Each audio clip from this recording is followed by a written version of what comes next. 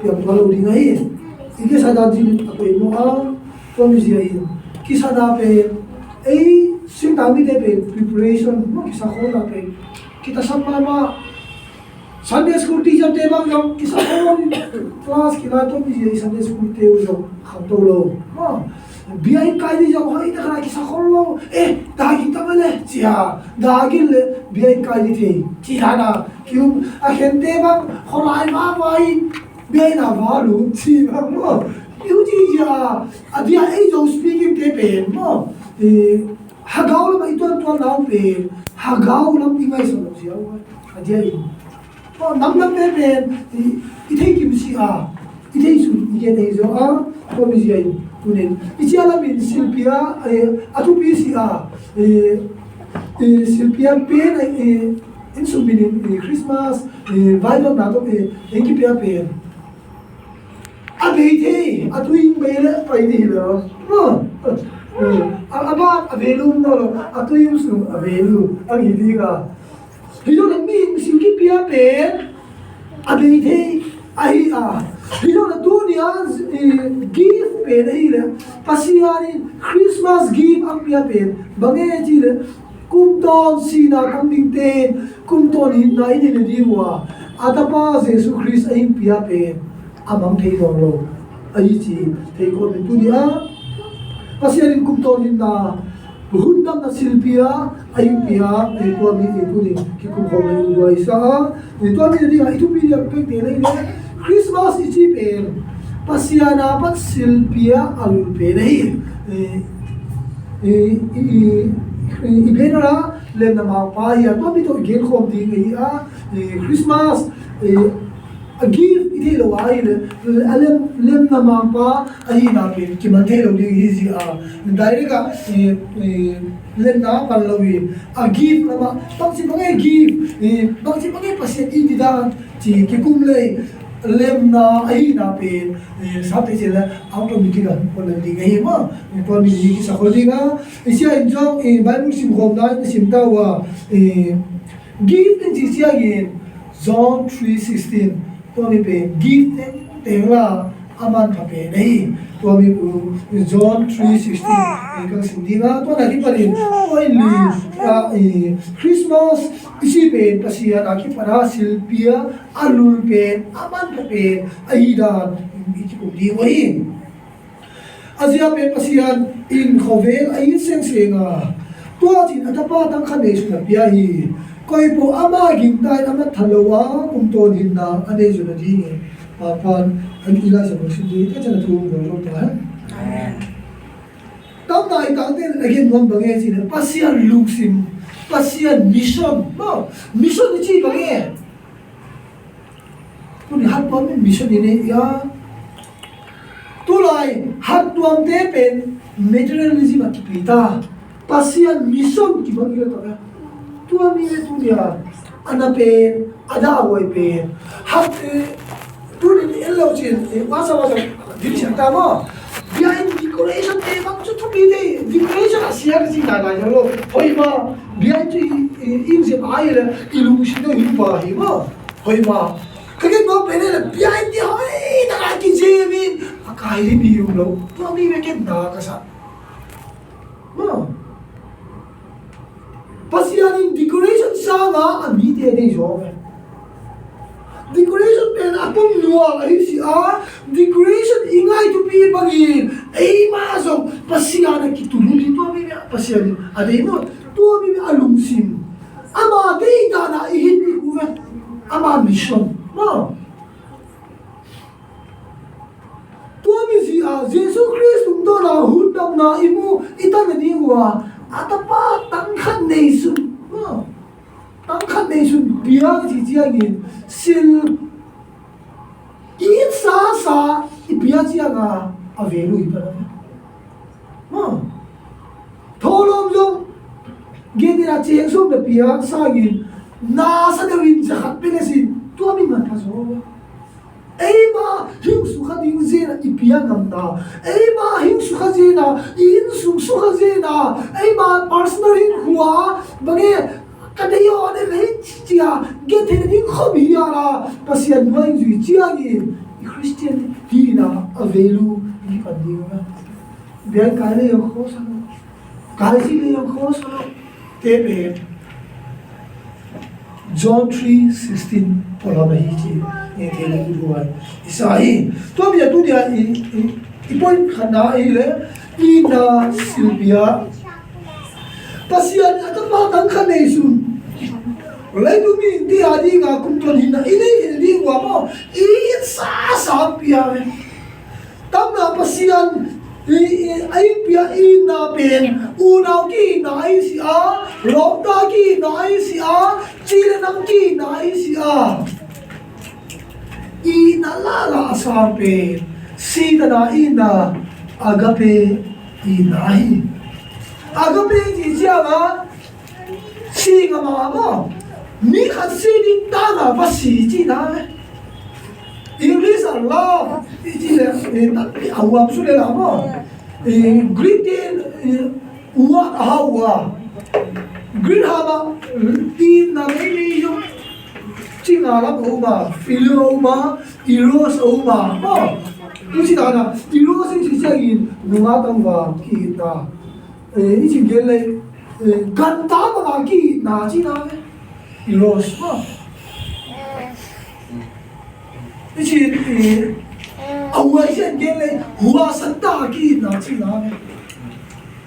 Tu na nunga tangwa tayo kung waka kinwa mahile. Tu kung Christmas ina Silvia pasiyan at patang kalaisun ay piya na tungto na. Napasal lang di, nazilaw di, nung kopsi mo. Tu amire, tu dia, hingin na mo. Hingin, tu na, pasiyan at patang kanation, ayun biya ay, tu na, ibang sinadingin. Mga bungso na nila, tansong na, tu na bawa na pasiyan hu. Nalungtang daw siya. Nahin na daw siya, nalungsim daw siya, tuwa nahan na daw siya to, nahi, maging, kinahi, tami ito kiminibay ka na, nalungtang daw siya, nalungtangin sunadin kabiyara, pasyan nuwa na zui, chiyangin, pasyan ina,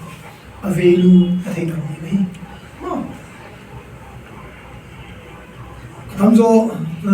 namang nilatumkher ma hilaw I nathi kana hilaw ma anak te pen lo na ngai dai chi le so pe bu anga na sia yu koi ni ma ama ke khen jang che che me ka de bang ki po sim din no ta agum na asagi na chi le dong na lai me thei mo la bi supply na me la la bi supply na me Habis belajar dari awal sih, atau mungkin lagi dia mau habis belajar ni, ini nampak tau, lagi tengok jawab habis kewin, panel le rasanta, leher le nyata, ujian habis tau bangkar kau, ni tau tu dia tu ni, nahi nalung kau sia, nalung sim suka cici tu ni mau, pasien nak kesan kisian ni. Jadi kau biara pasien, naik tiang ini, tu abi pasien ina, kita nak lutang jauh siapa kita, kayu sila bawa, nah, kita te hagau ni ki boleh jadi bagi cina, kayu sila bawa siapa ni, hagau ni ki boleh jadi tak semua, hagau ni di tayi kuah bawa kawan di luar, kayu boleh kuih pasien beri, aci di mana? Kayaknya boleh, baga siwa wa ini go, setan hagau, yaitu gua bang di TV. Gua beri lawi, kan pasien kebiasa lawe, kau pasien beri, mo, malu tang suka, kan pasien nak kesan lawe, kau asen di, cia, tu dia kada takut, sebagai kebiasa kai,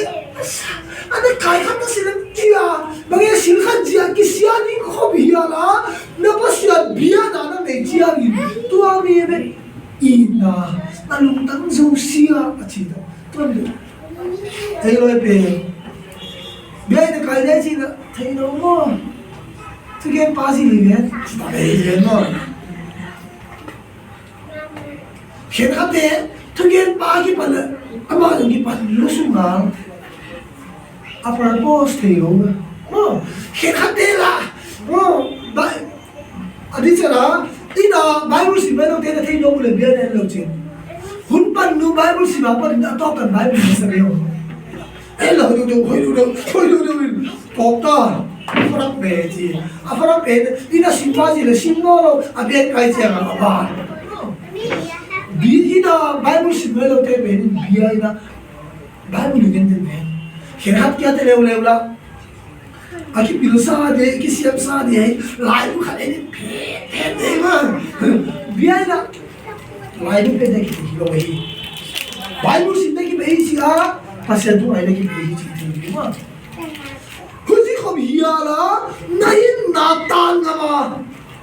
đó này na suy nghĩ không hiểu là pasien này rồi chơi na lúc tăng dấu siêu mà này đi thì mình tua mình bị bắt đấy ani na này na pasien mình na lấy đúng đâu sao na thu pi na pa luôn là dấu siêu tan mà nó suy nghĩ gì nào đấy cái gì đó cái tu thầu dân quân line phải ở hotel cái dòng tu nhà nấu xếp vào ăn xếp mấy cái các bố là ông dâu chỉ thì bia đấy bố dâu chỉ cái mà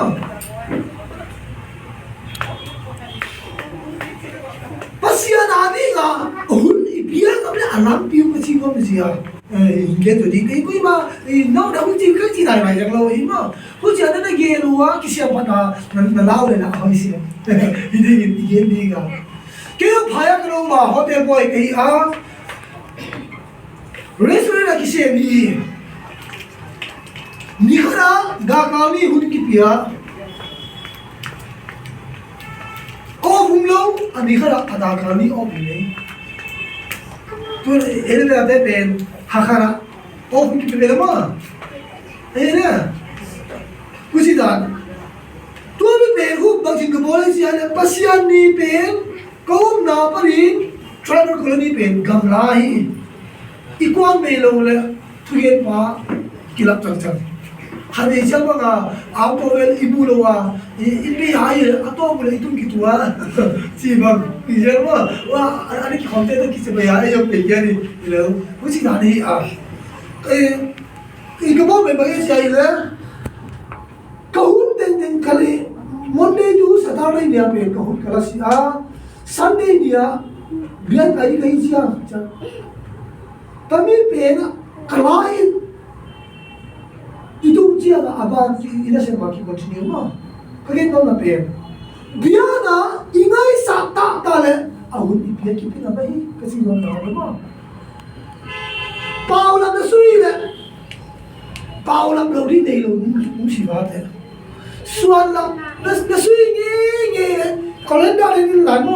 January then 1 to December 25 31st December đó hello in the free đi cũng chỉ liệu chứ hinala opportunity ji ben anybody le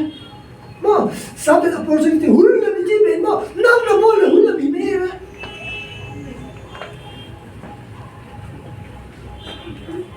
lấy đúng tu bi na ba luôn na tan na ma ji jagi si na ma nam gì ji na ấy ben iloi di kan ho sia jong bien ki kai ngam mo no iloi ke ben to mi lai ka ben pasien sa na iloi pa ben ibian ji na ben idol worship ki ga rahi idol worship ji ben li pa sa ba bu je se idol worship si sin khan mo pasien sa na number 1 na ko yo hu idol worship le rahi na bia in kai in tan na bible sim in tan na pasien bia in tan je na sin khan na ngai to ben ko idol worship ni hindu muslim ji ai ne gen chai lui sa te to ki bang nei na bia tha lo na ba te to gon ama o te sa ai abang sa so ti na na mo bible la ki sim bia na ki kai bia tha lo in na na ai am sa do le ki long ka sa na ma ku ji ni pasien na sem pa so la ben ji ni bia tha lo wa pasien na sem te jo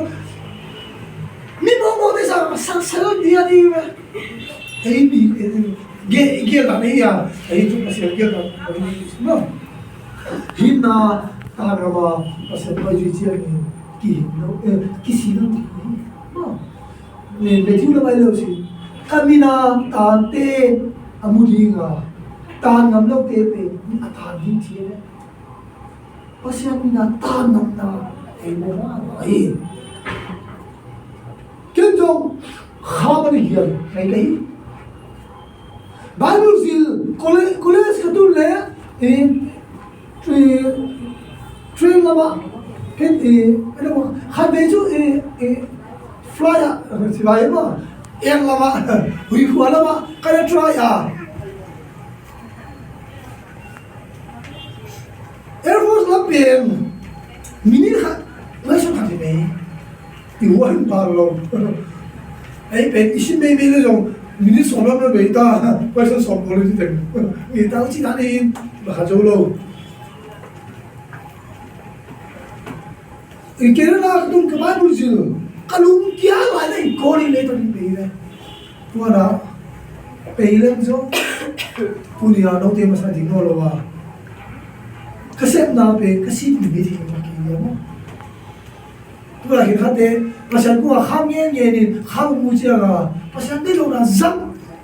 atama ki tam to te pe no pasan ki ba mi ni promotion ng ko si chi pe sa ni chi jong ni ko na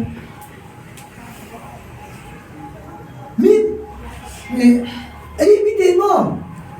imol ziaw ya pasal de ben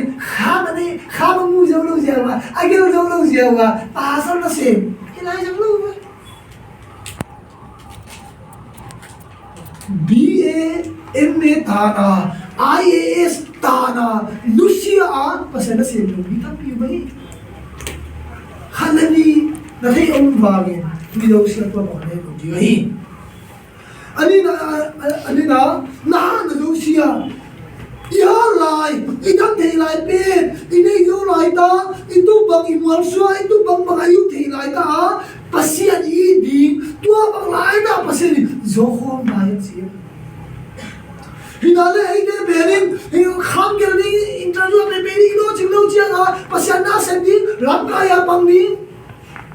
Iha na teng ipil na teng siya na teng lay to ka kisangin tuwa ni teng ahunang may siya nga pasya na sinadi nga ikin na pe tuwa ni pe na zog siya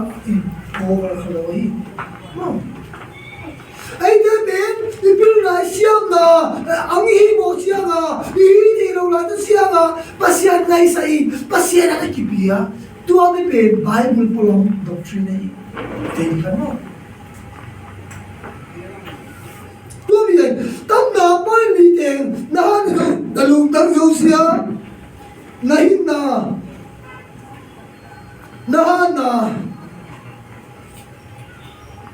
tam teng to pasia nang in chiang in pasia bang si bang I ding e chi na hin thei ding e chi thei lo sa ani na ki pum pia na in na pasia na ta ba na kham nei su Jesus Christ hi ki pum pia lo hi le Turin Christmas gift kinelo di ngay. Turin Christmas ibanglaw di ngay. Kipumpia na malpi zena ikipia siya kilojin pa na. Bible zili ta kisalain. Kay sa nato kwalen kay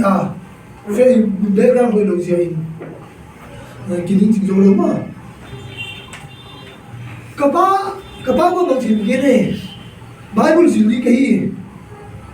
sungki na ilo inmun suwari siya kapa amo na mo si thei na mo Bible zili na inmun ba suwa Bible zili siya na paso ni payment nila mo na yung kalo na payment lang mo lang ka ay hindi Bible zili siya paso ni isi siya mo ay hindi Bible zili siya paso ni si mo kira tera ajudo na to thine dia pasor Bible ki Jesus ten pasor hi mo la pen sangarin chagin no pen mo ui ke je la hi mo ki pum pia na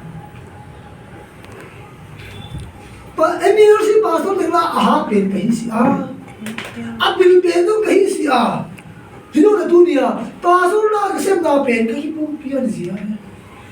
pasien ni na kasi na mai pastor bible kasi masangin mo pastor ni banget ini pasien na sen kahi masangin MRC kana to suwa voluntary kana va kaisa na bangzo khamlai mi nga tu ahente police abang ngomwa ahente VDM ya no kham ama hu ki to ale ja tawa ama hu kana train no lo ni lo kana va zia pasian dunia lo ni diang sia kaya ada ki pumpia lo ina mon reading hiala mo inun tanam ding hiala kada ki panna pen tu ya mapa 2006 bible ka sim na pe 2015 pastor diga appointment tumu paname 2006 kapian tha na pe 96 hi ka bible sim na 2006 hi kapiang cha para pasip may pasok na kang senda pen kumbang sa singtay kain na singtay 96 to 2015 ahente yang ngayon pwede na ito ya ada tero piang tero di na lang eh kaya na pen bagay sila kipong piang na pen kaya mo pasyan na sa peno secondary hilaw di kayo primary di ani mo rin mo di nga di tua bang ini sebcia ngamo aga imam ada kimdi na masanga lamka college la hoi lo pen pen bon chore ude la mi siya ke amina puai college ka la simsi demo chojat bu college lo chen ke kada kai la yu tu na empire ka teacher le thai mai lo ka aside inu thai mai lo ama kai ja ke kai lo ke kai ja ba kai lo aki ong tua aki mel ma ka pa me ya na mo class na te na tharo ku gi kala 11 12 la pai dia kala zawai pha zo lo ma hem zawai pha zo lo mo ke no me no chi la cho sa bu class pe ami na poi bo gi ke me ba ba gi khadei chang ni thằng đối chào hẳn mà nghe chỉ kiểu ta thì xem là anh là cái sao cái bằng lên rồi em nắm cô lên sky dia hiu pe vô bol pe lên cả khá school cái thì là đi ngáo mà cái đi thùng bol pe lên mà em sắp cái bol khai xuân này thì cái đó dầu thế associam anh mang kiểu kiểu này kiểu đâu ta hiu pe lên gì là cái bố gì đi được cái gì ấy mà ama vui siam hi ama vui bên đi mi là la cái ball pe đi cái chỗ không mua không biết gì cái luôn là bao năm college cái đơn pe mo ball pe lên pe gì kiện thôi anh ấy nhìn chỉ thầm này mà đi cái gì mà không chỉ là cái bún bia à hôm nay là cái này bún bia đâu gì mà bia mi cái đồ lên cái hôm nay lại anh sim lên bia mi thì anh tụi mà đi cái gì số cái này thì mà siam này hôm lâu sim đâu đâu này tụi nó đi mà nè bia đâu xia lại xia đi đâu sim đâu gì sao được cái nụ anh này mà anh thấy bên pass chẳng gente pen publico mal eu pass que atia um bele mo ape pena pass um bem como class tem sim lai pen second division pen sia be ki chi ta chama second division pen mo ni school khana ba thum ni ba bom le cái gì là nó mà second division pen sia ki sa tu lai pen first time sia ki sa no lo ta alét là cũng xiêm cả alét là cũng xiêm cả xiêm là sao đâu được bà xiêm nó xiêm nào đâu ngay cái bún bia đâu đấy xiêm rồi đi này tôi bây giờ tôi in cái bún painting à apa yang mau kena Yesus Kristus cái bún piano lấy tụi mình thì ai được mua cái giống như vậy ngay tôi đâu chỉ thua ra mình tôi khai bên đâu na cái sao vậy mà pasal kan dia bang akek Yesus khai na se si hian ne si hian ki de yang Yesus imam pa Yesus thua na cái bún piano như thế ada satu lah khi mà bỏ sáng mi này sao này sagi ông alu lulu thế bằng nó lại xóm lì với diệt xóm thu thế dù là xóm lì là xóm thật đi à hôm nay ra thì diệt đi là order ba bề khát đi trong diệt đi kia vào som thum me azet na di khuwa azet na di elu la amamu lo jewa obi ni ya la aki je din za chinglo aki je pa Jesus Christ bang sia asa na di ama hiding sa na si ma pon dim sia ina tia ga ma pon lo ho lo le asa na di umno lo min tu mi sia sa dia order za ki sa jong lo Hoji tua ai na pen silna isia nang ang ijia pe padi chala na pian masanga na mina pathai sa ta le ama pian in ai pian ngai sia jesu in pian na kum sa ni ga ta hi jong le tu na pian ni hi chi thei ama na le pia sa ta le tu mi ja tu ni Mikian dia, aman usia tua hana ki pumpia na ni no ile aman di pejong di ani na Mary so ai no ki pumpia na hi phone jo lo ile Jesu asurat pia lo di no nungara ta gai no lo na zol gai chi da na mo amela ya hoi na kum dengan naufok pasal ni tahu mana na melo ya hoi kum dengan naufok ni asagi raja ya semari juda na ma tu aja kapasan na tahi lo chinte na tu abi apa ni kita lo kita lagi nu meri khat dah naufok ni kisah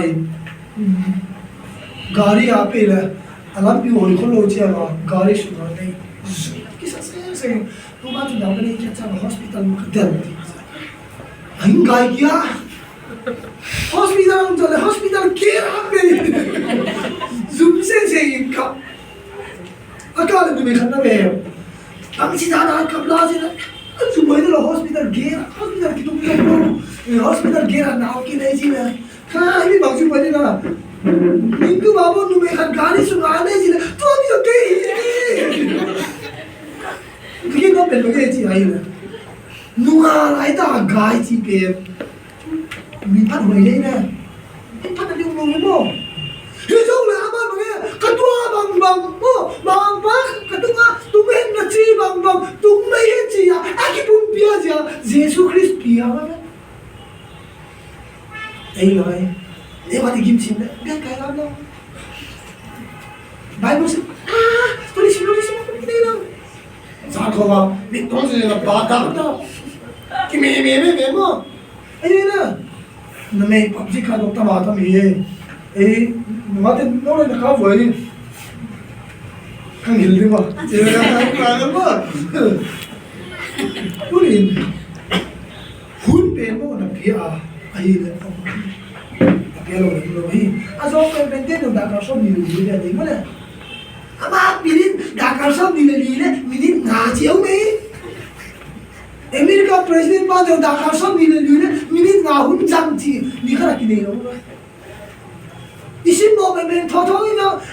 ma ji jai minit ama ni minit nga jam bai chi to lo na tho tho chi ma ki la ki no sin mo di no Abian kai chama mo habe lamka bage bibang lote simna tuga ponna thau ta chena ke nuisan bo isi lu ma lu san bo ta jini thi ya hi mo ama benju ayela to le ama no ama sa te to su ti le no tu pen action ala me ya dia ya kai chi la mo dia pulo ma nu mai gu de ve aya be ni chi la pasal la na to yin tho i na to la chi la ama to ke chi ama to i na ki to wa chi le ve mo pasal hi na ki thi le ve dia i na sigarin chengi pia what ki pelo la chengi nu la ki ya ama na gali por ki pia ki ko pe bage chi ai na hi chi tua a bol pen a bil pen te yo da gar som ni ni ve yu ne ai na tu na ki pu na meri bage ne chi ai tu na pa je su to ai very ai imenteu no mo e bilang dua so se ki tira le mo Mary baka asa siya do mo mo una Catholic lama Catholic te bagin ay sa people ro na ele ba ama ana to na i ay ide ba si ha em protestant te Mary si to no ma people ro hi ha ama ba thum na jo Mary ba hi ha siya to virgin ata sen me virgin ti lai miss contest na kara question kito a question bage chi le virginity bang chi sa chi le na ta lu ba no Mary ki chi yella mo ki buri no mo chi le ko what for Joseph Zidela mo David Isak hina bahaya dia apa ana Isak dia lo dah kisah mana le pa halai ka ti mo ato ano ma kisah dia ari na ti mo ninjo mo pa chi lo nin poi ke la ke nin poi la ke chu ka pian tha pa la mission ele zo mina zo te pasen na sium lo te sa missionary siba zodela pasien nila si sa pwede commission na sa pera Tripura missionary fee ada application to pera ki pom so also kana panta ji ama hingi pomule ne ta se no Tripura ko ji pe wa min kam puari a bai min kam phe min puari da sanna cái là thôn thảo đi ở asima sa pe martin asima pen Stephen to chu kol pe khoi te chu Stephen chia thi ni mai a ai mi te la chu Stephen na i mo no no Stephen da kam poi Stephen da kan ki ka no ki chu min no ang suwa da chia pe ka tu to na so pe chia ba hi to pa chu ma Stephen na missionary la ki kwanto lo ri ta chia na lampate lang pom lo hi chia na chia kamin heng sa kia mai ma the lo ke min heng hi mai ai mo kan kia kan amos apa ben gole mo tu dia gole tu la pe pasor tu dia pe amos pe tu dia amin po ka ta ho pasor se vita mo ele jong tu atam so amos pe tu ja khon lo elitera ai tu Stephen Pengu beide de ya kagen no pen bage tu dia ai de mi no ya wai the yu bo wa pe ji ba mo lampi gari ni ki pe re ki ai lampi ni dolo le ki re na la a hete no na la kwa tu ai na pe ji ba mo amin bage ji ne Joseph ini dia David ma bagla bang ki vi de ju de se mo atumda Mary baga gin na pan pan o kadwa bang ko mai ding ma pa na chi bang li na chi je tu ya Mary tan ji le tu arab ta ta na Mary tan ji ni bang je ama pe akibu pe ji ai atumna Sylvia zo ki pu pe ji mai pasian ai ten ada pa Jesus Christ nang na ai pia le nang zo nai pen pen pasen pia ji nei na lu nam pia ji nei na bi e ne na sun na sa na dam ka na sa ni mo lo hi pasen adi a sun ji ke ba mai lo hi pilla ji de pilla siam ban tin pilla ba mai lo hi ama ange pen ba ge ji ba ki ka ni mo kata na sa pia ji tu na silpia turin tasaga male na ai jiagi pasiani ama ai pen Jesus Christ ang pia ta nang pasanani bagay pia the suma pasiana na sa deog na sa dei tha na sa dei na to ki na sa dei to no si na silpia hi mi ki to lo de le na mo na silpia hi so ka bol mo si gene Korean na meeting adung tang bang wa atu bang pia thulo sa pia ni ngai sia si pia mo force lo hi tholo to force ani ke di la jam lo hi pura ai ne khia lo le ni so ma ha yo pura ai ne ti ne pia lo le ni so ma ha ti ben mo text ani ti text Christian text ani to in India te mo text pia me Nang siya Indian citizenship text biya India mean sa hi na siya. To si mga Christian ti ani aso so ba si ben mo. Asa pa ki ha ja biya hi le pe. Ba mo na pe si ba. Christian kahi kalai ma kahi tabi men ka biya lo thei lo hi chi a ta biya chi hi. To na nai man biya na. Phul ma hello sa biya ni hi siya. Puto mga ngaya piani jo ay siya sine pasin so na por ngorang mo aman mo ngere sine asia pen pasiani ki pharata apne mite hi paka piani ko pasin piani ko tu na ken de na ken dunia zanga en popol ka piai ka tu mo le pol sa ka ko ni ka piano ni Ay, mi ki pan pi mo, ikam pe na, mi pan pi te thua bang lo le. Vial sa de ki si mo. Mi na thua bang de asil la pi ai le, pino so problem. Pia ran di lo le. Christian da ni lo le mo. Tu dia, pasian no de ji be, kim bange ni jing gele asar se le ma kan ba de le. Iga market ke ta ka sa ba mo. Kimayan na aliyan si kasama ka. Kimayan na.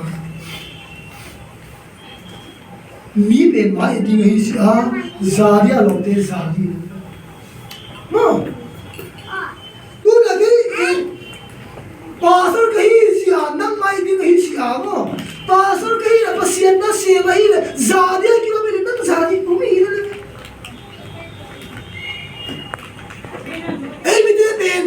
Pasal ni sah kisi pasal mana yang nak yumin apa lah mayum jangan pasal hui kisua kisua kan lo hi kumi ben bang zia ji le mo mai phai zia le ta ai na mai phai zia au mo ki gen sia hi a ni jo le za de ki lo te ni za zia hi mi gen sia lo hi tu mi tu ni pasal ni ngam sen da naki bumpia lo sian zo lo nei isai in buku chambar ma bele tada ko mi ma ki sorry ke in pasien ang han na bible cha ba ya oi ko so di oi ya kwan di si ya tada ko mi ma so wi ta mi be isai pasien han na ya ke jo pasien ang han na ya tu ne ikip ya ke le pasien ang za ba lagi pi halo le za ko lo मेरे को क्या मालूम है पैसा ना मालूम चीज़ है बस ऐसे नहीं कि प्यालो ले पैसा नहीं जाता बस ऐसे फोर्स अभी सब ये लोग ही इधर वो नहीं लोग हैं अदम ये लोग हैं ठीक है नहीं लोग ही तू प्याल है आई बार आपको तू लोग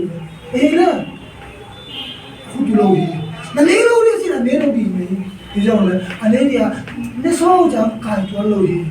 ऐ बार free will mo take la sare na pia pe isa sia aya pasian jo no le bia na tu ahi tu atom na pe aga ne ding ja pe oi ma no ni a sa tu pe nang ma ke ni di ge yen pu sai ni apoy thum na amang thei lo sil pi ai tu ria je Christmas Jesu in pian na pe amang thei lo hi everlasting mo tam to na ihin na di ta ne tu na mi in te ben sanadang kai ki pi sanadang ka lo velu ma hi jong le be di hi ila lo lo be di hi ji na kan ji na be di hi jong le salvation be lo di hi ma pa ni ne tu ni be lo hu tu ni Christmas pasian nang le ke hin pi ai la isin gen le piang khalo le hi le Christmas ki ang halo pi le tu ni yam tenga piang khalo te na ko to mang chi le fa ni ja ba sa ki ji ko ki gen to ani ni na sa atu ve na ji yang wo lai piang khalo kha di di jong le Christian pe mo ki ni de ma ki charge bi tu ni phone and lo ji ha ni na charge pe don ki jane ki jong lo ni charge bi ma pian tha na ben battery charge na bi tu na thei no humi ba ma tu na phone hai April hin bang pul jong le charge lo ko le ji pul ko si le ki jong lo ni na in charge in chia ma ki sang kai mo to ti ba nga hun nam na pe pian na pe khat te ai di hinal ni ta nga je ba pura tu na khadi status alo apoi no te ki indicate kar ko ya jesu no azu in man ka sale zero ba tam zo chi no bang zia man tam zo ai chi le nei di na che na ma di me jesu ni zero man am di ba ma sia tunin maybe 이게 지향인 희나 대방용 아기 멍생 생각들이 이름 심용 경로로 매일은 사업로로 아기 멍생 생각들이 이런 사업생 생각들이 되는 뭐 우리 매일이나 대방에 가지고 이게 나타나지 어떻게 되면 아무에 지금 히로시마에 나가시기 막 거기 앞에 플랜 디자인 때에 아기에 하는 우리 러시아 때 허양기 도 있네 사람이 저기 내기 우리가 해 나지 말고 우리야 아시 아무데로 아힘비야 실비야 베후 혼난다 해 tutu 크리스마스 나 혼난다 아기지로 이렇게 책사이 또는 또 야베는 나 다자 도자가 사이네 또니면 빼고 이거 남는 거리네 tudia Manipur Christian demo India Christian de nongdinga Christmas program ni demo atang pe sa ki de asiana de ui tuipi ka apara pasian du ing poten mo hite pen sinta mi te pen ba ba de chang anne hom na pan ki pui la ni pasian tu ki le chia mo 안내 홈 나도 안 해서 저와 둘이 크리스마스가 사기는 때 근데 number 1 이런 거 아마 안 보이는 때필 안서 나고 둘이 얘기는 또 나다 제가 세계지 너 그래 해리 봐봐 사 내비줄래 히덴 나 우리 세계 세디가 너무 그래서 사 내비로 아와 아 프로그램 투피로 투암 뭐 이만저만 뭐 크리스마스야 삼대로 뒤에 뭐 아tom 다이로 거의 매일 말이면 방지가인 아인기 부이다 뭐 아인기다 둘이 좀 서른 저잘 부라 크리스마스 아담조 70% pen Presbyterian background aqui 방지가인 또니 힘부대 pen Presbyterian te hijawa ama peiga ki vive to mara Christian Protestant te ipida nu 70% kiba bangziain no Roman Catholic apa himporkia ano ba ibiana tu amche religion ipida aki ba piu bebe bangziain ki markia na pe ana ki ba pe wa para apiling tamin haton ta tira hilem no level song AC tami te America ho mun hat tom level mo America jo hat tom bul pie de yo thebe ya ro chi to mai Jesus Christ in pia na kum sang ni about ta hi jo la tu nia ai na tulsi a ahul na na tu lo hi ki hin lo sai pasal sin pia pe na mang thelo ai pam je tu ni Matthew so ni le ta so tu mo ni le le ba ta nong di ga hi na le ka tu kha che pasal mina sil ki bo do sia among si di ga hi jo le tu ga ha pen pen oi pen pen automatic bang tik te ta le mo mission na ma so ho le pen ta be ni hi jo a be yo ri bo se pasal tu hi pasal i na be lo di gospel be lo di hundang na be lo di ji ato mai ti jo di nga le tu mo bi huwa ba silvia hi ta bi Christmas ko pasal Jesus Christ an pia pen nam khara dia pia is no ni mal khara dia pia is ho khara dia pia is ni ama libal pia asal dia sia diga ki pia hi to bi je ni to ni le tu mo bi huwa to hi da koi jong hun tam na poi mo jo sia diga ki pia hi to ni hun tam na poi mo ro se Christmas na diga aro ni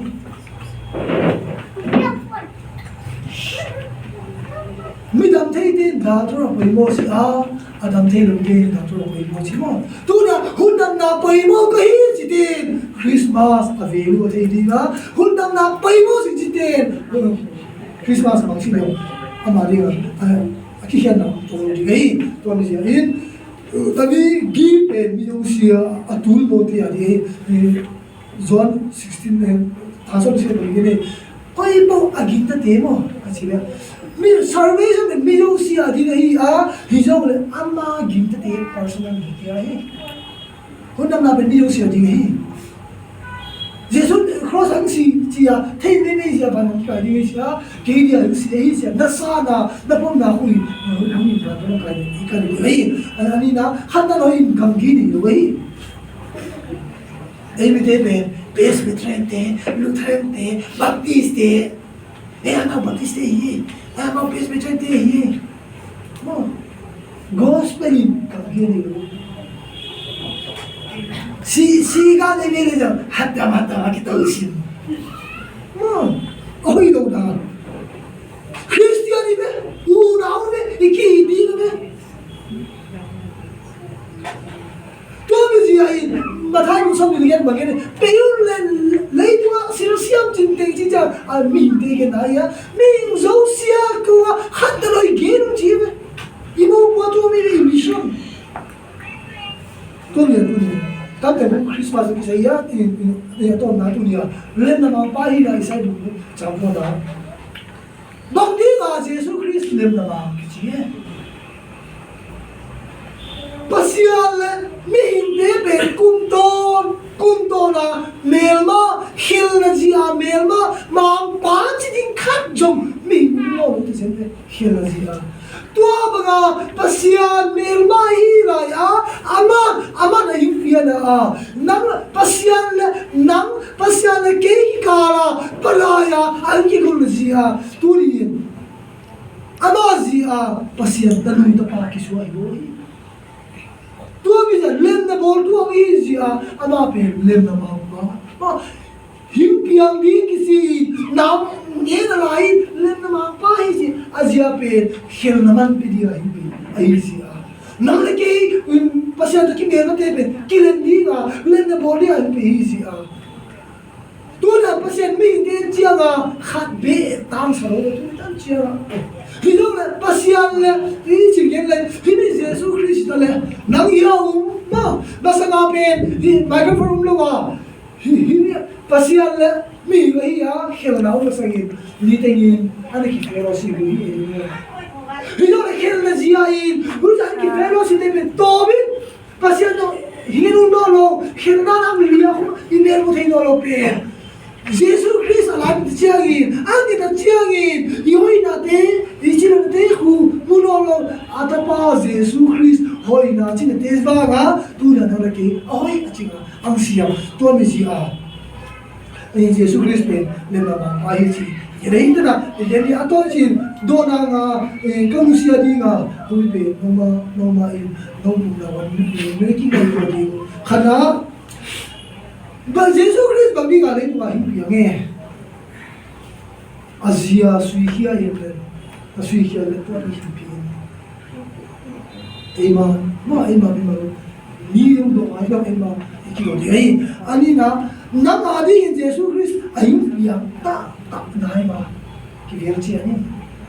piang lalu Christmas nama le, sahaja ni ka, mana mereka le tinggi. Aduh na, jika malam na tu gen na praktikal apa belum deh le, lem na tu gen atau belum tinggi siain, iket tu praktikal apa, kisah sedih lo ile, kisah sedih. Alina, também pi Christmas naman dia masih kita di ngai si Yesus Kristus ada kita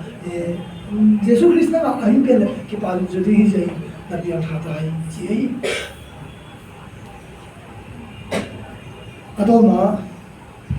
tu Christmas nangari na to mai tale nanuasia na insumiti adi kapau to kaloi nu to katadu katapa to Christmas ke man pama mai aci thei duai ole kisi bang ilam thei lam mo kisi akana sa pidi ila ang ci duai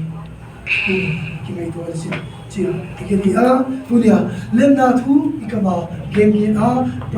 particular bolok desa ga game lawa particular bol pe di Christmas ci